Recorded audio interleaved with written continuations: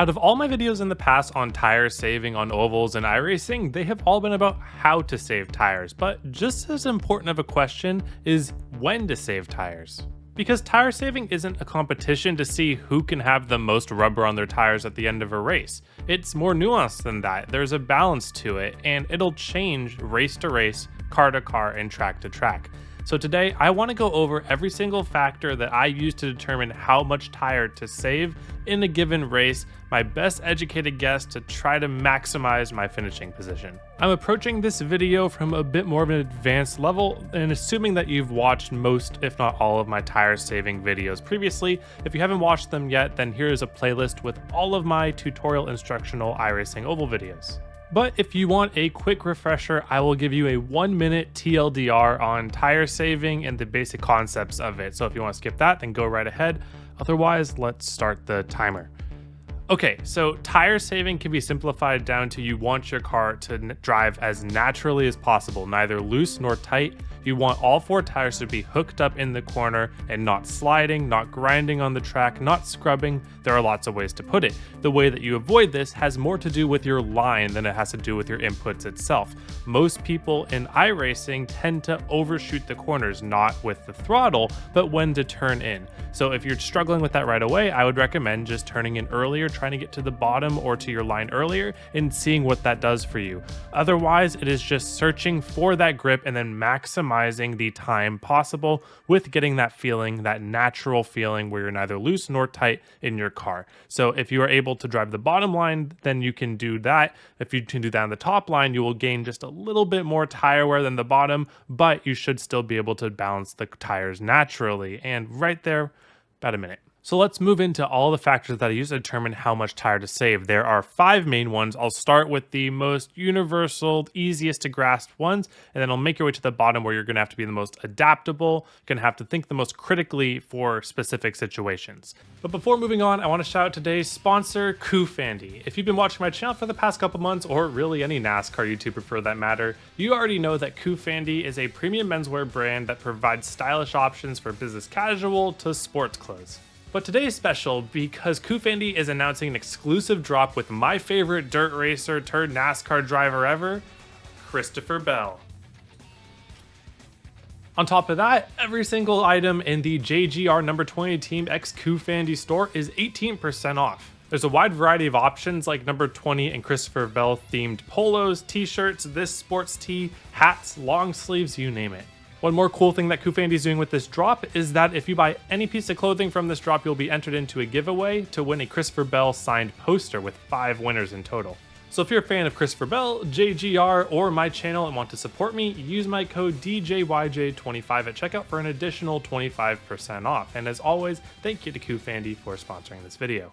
The first thing you want to consider is the car that you're driving. Different cars mean that you have to save a different amount of tire to get the optimal level of stint run. Now let's take that baseline that I set in that TLDR where you are trying to push your car as much as you can without scrubbing any tires, but let's think about what that means from car to car, because that is true for every car, but how it manifests in different cars is different. So for instance, the new ARCA car is a lot more gripped up in the corners than the previous ARCA car, or let's take a current car, the Xfinity car, for example.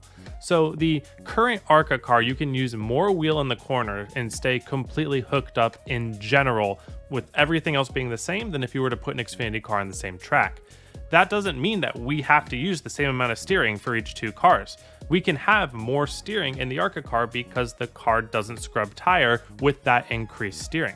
When a car has a less amount of overall grip, that means that all 4 tires will start to scrub or slide naturally in the corners with the more force that you put into it into the corner. In the lowest tier where I drive cars essentially like a qualifying lap every lap in general, I would put something like the stock late model, because that is a car where you can push as hard as you can and you're not really going to scrub any tires, except if you really overdrive, you might scrub the right front tire a little bit. Rookie cars generally will fall into this too, because you can essentially run qualifying laps the entire race, especially with the length of the races run, but that's a topic for later. The next tier is more of a toss-up because it really depends on the other factors that we'll talk about later. Sometimes you'll be able to drive every lap like a qualifying lap, and sometimes you might have to save a little bit of tire. I would put the current ARCA car and the trucks in this tier. But again, this is just one factor out of 5 that I like to put into effect to come out with a real answer. So from here, the next tier is the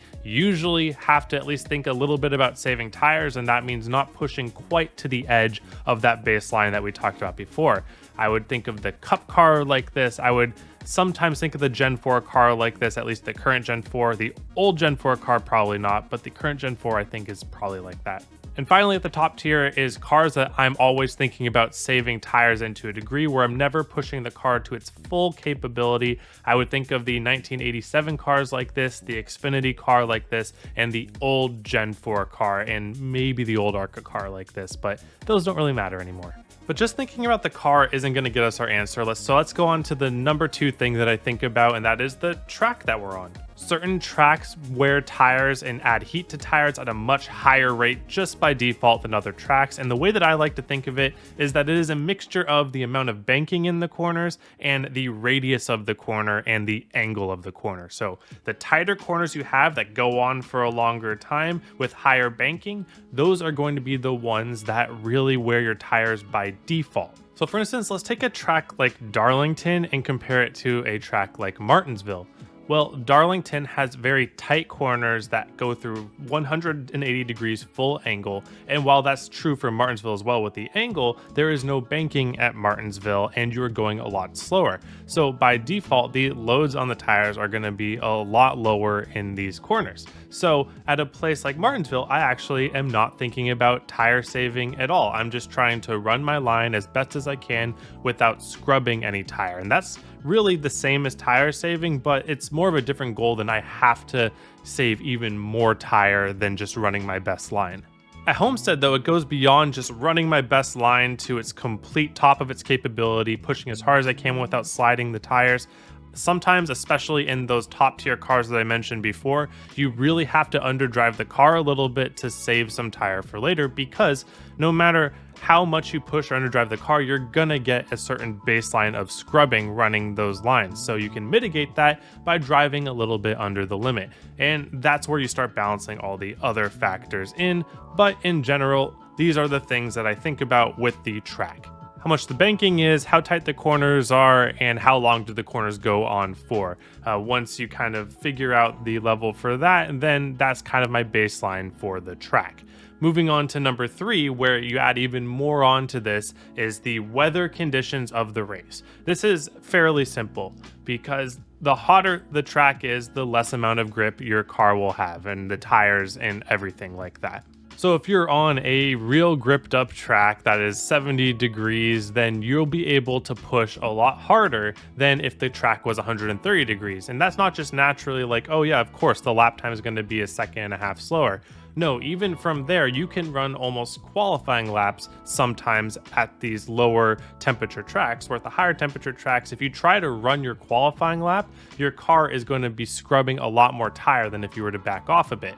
So for instance, at a place like Old Atlanta, when it is very cool, it can feel like a standard 1.5 mile track. But the moment that you crank the heat up into the track, it becomes so slidey, so undrivable in a way where underdriving the corners and saving tires that way might become more of a benefit than some other tracks. Now, number 4 is where we start getting into some subjectivity, because every single race that you run is going to be different. Nothing is going to completely line up to how you expect it to, how you want it to. There's always going to be a level of variance in the races that you do, especially those with cautions on. So I would like to call this the race-specific factor. How much do you think these cars are going to wreck in the race? How long do you think your stints are going to be? There's no use saving extra tire if you're only going to max out at 10 laps per stint. One factor that I like to use to try to answer this question semi-consistently is how long does it take for these races to string out? If you're in a huge draft pack race like most of the ARCA series or a lot of the 1.5 miles in the truck, then you're more likely to get more cautions in the race and less likely to have longer tire stints. But if you're in a race like Xfinity at Darlington, where everyone's essentially single file after 2 laps, you are much more likely to have a run that goes 30 plus laps. And while it's true in every fixed race you only get one set of tire to change, when you're running half of the race under caution, you have to save a lot less tire, or at least think about saving a lot less tire than you would need to in a race that you're pretty much expecting to go 30-40 laps on tires. One of the reasons I liked ARCA so much was because a lot of this variance was taken out for me. I knew it would be no cautions. I knew how much tire I had to save because I had a number that I had to get to. And while that's not realistic to real life, that was what I personally enjoyed to drive. And finally, number 5, probably the most nuanced thing you have to think about when how much to save tires, because it could change lap to lap. It could change once in one corner, once in the next corner, and that is the competition around you. Because it is very true that sometimes other people's tire strategies and pit strategies affect the decisions that you have to make. But at the same time, you don't want to be affected on your strategy so much that you end up just pushing yourself too far, doing something wrong, and losing more than you were going to in the first place. And I think a lot of it comes back to the car, what we talked about earlier, because now we're going to add a little bit more nuance here from the first part, kind of meshing everything together, because a lot of it has to do with the aerodynamics of the car and the dirty air and how hard it is to pass. There is no real reason to save extra tire and give up a ton of track position if the late race turns into aero blocking and very hard to pass conditions. For instance, at a place like Nashville, it is very hard to make a pass because everything is so single groove. There's not a second groove to make the pass, so you have to either get yourself into the position and dive bomb someone or just wait for a mistake. And especially at higher levels, that just doesn't happen very often. Whereas you go to a track like Homestead, where there's multiple viable lanes at times, and that is very easy to pass people because they hardly even affect you when you're at a massive tire advantage. So if the competition around you is starting to push harder than you are willing to, think about the type of track that you're at. Are these spots going to come back to me later easily if I save more tire than them? Or is it worth holding them off for as long as I can because track position is more important than tires in this stage of the race?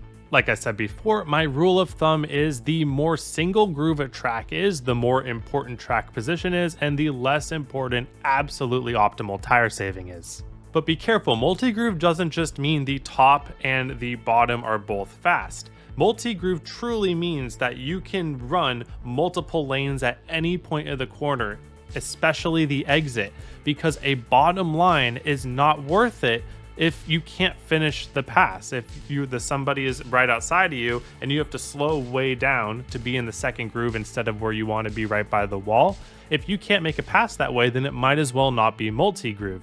You truly have to have a line that you can drive in a way where almost the other person is not affecting you, because that is when you will have the freedom to do what you want and the other person can't really do as much about it. So off the top of my head, the rule of thumb, that is not gospel by any means, but I would say if 2 of these conditions are telling you to save extra tire beyond just not scrubbing your tires in the corner, I would say go for it and save extra tire. But if at least 3 or 4 of them are telling you, hey, you're fine to just go, I would just go to that limit of not scrubbing tires and drive as hard as I could up until that point. But as a test for this method, leave a comment below your favorite car and track combo, and then give me just a random type of weather and a race scenario, and I will try to use these 5 factors to tell you if you should be saving extra or just pushing as hard without scrubbing. I'll do it from the method and then from my personal experience if it lines up with it. I'm kind of curious to see what scenarios you guys come up with, and hopefully this is more helpful than that. But all right, thank you guys for watching. Hope you have a wonderful day. Hope to see you all on the track.